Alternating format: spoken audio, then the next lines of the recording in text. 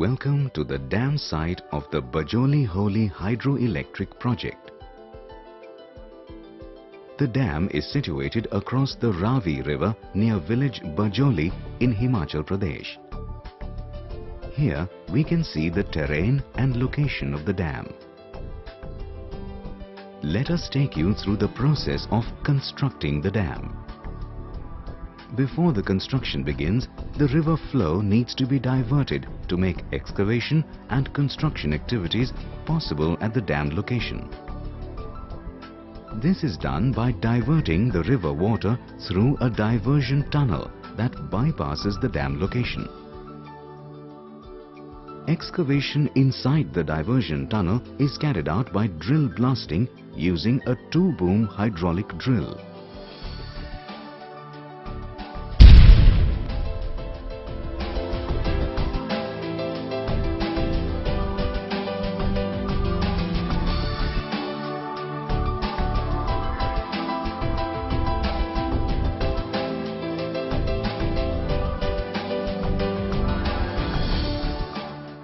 The excavated material is stored near either end of the tunnel. The diversion tunnel is excavated from both the upstream as well as the downstream ends, gradually progressing towards each other. Simultaneous to river diversion, excavation for dam abutment, both in soil and rock, is taken up. Excavation is carried out with a small excavator and 1-boom hydraulic drill.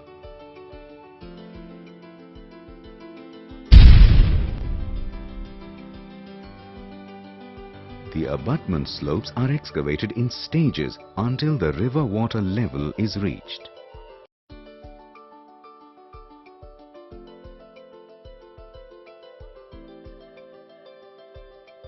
The excavated material is stored on either bank for further use in coffer dam construction. The excavated slopes are stabilized by installing rock anchors and spraying shotcrete.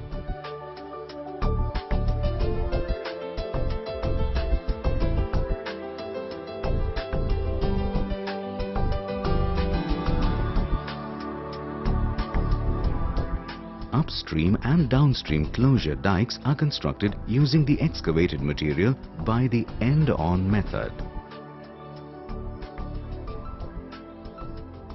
Dikes divert the river flow through the diversion tunnel at upstream and prevent the downstream water going back to the dam site.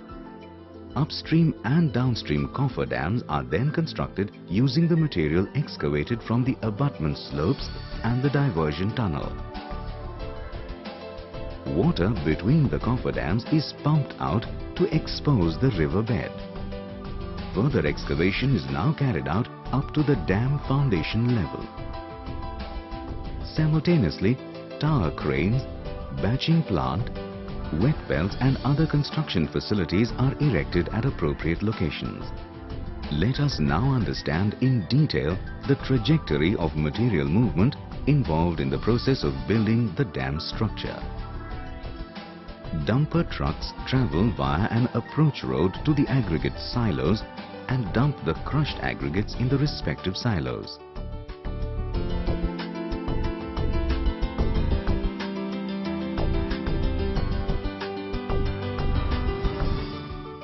A conveyor carries aggregates from the silos, one size of aggregates at a time, to the rotary feeder.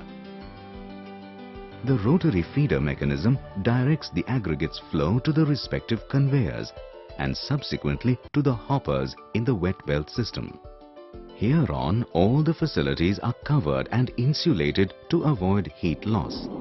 The conveyors carrying aggregates of size 10 mm and sand pass through a chilled air blast, while larger aggregates pass through wet belts with chilled water spray with temperature of 2 degrees centigrade. To allow the extended time of travel for the aggregates in the wet belt, the conveyors move at a much lower speed. The temperature inside the wet belts is maintained at 4 degrees centigrade.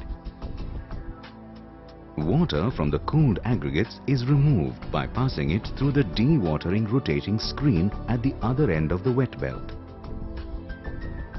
Aggregates thus cooled are then carried via a closed conveyor and stored in pre-cooled storage bins. A strike plate mechanism installed over the conveyor directs the aggregates to fall in appropriate storage bins. Aggregates from pre-cooled storage bins are now carried via a closed conveyor to the batching plant weighing mechanism and further for mixing. At the batching plant, aggregates are mixed with cement coming from the cement silos and chilled water in the required proportions to make a concrete mix of the desired consistency. The concrete thus made is transferred into the concrete bucket placed on a truck that carries it to the dam location.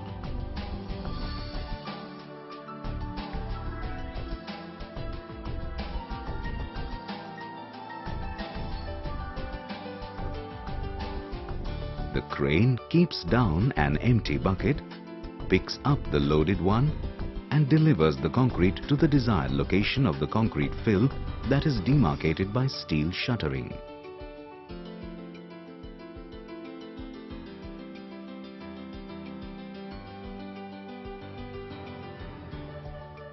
A concrete vibrator is used to ensure that the pour is even and free of air bubbles. Concrete is placed in layers of about 300 mm thickness along the block width in a 3-meter layer at a time so that cold joints during placement are avoided.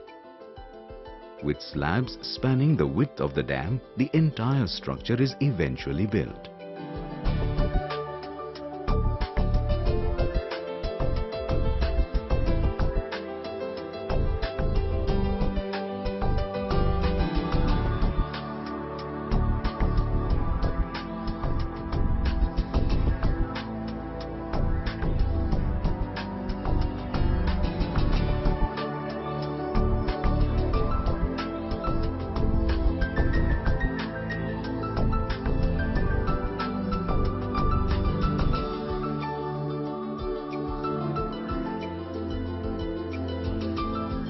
Temporary structures like dikes and cofferdams at upstream get submerged underwater, while the downstream structures are removed after completion of the structure.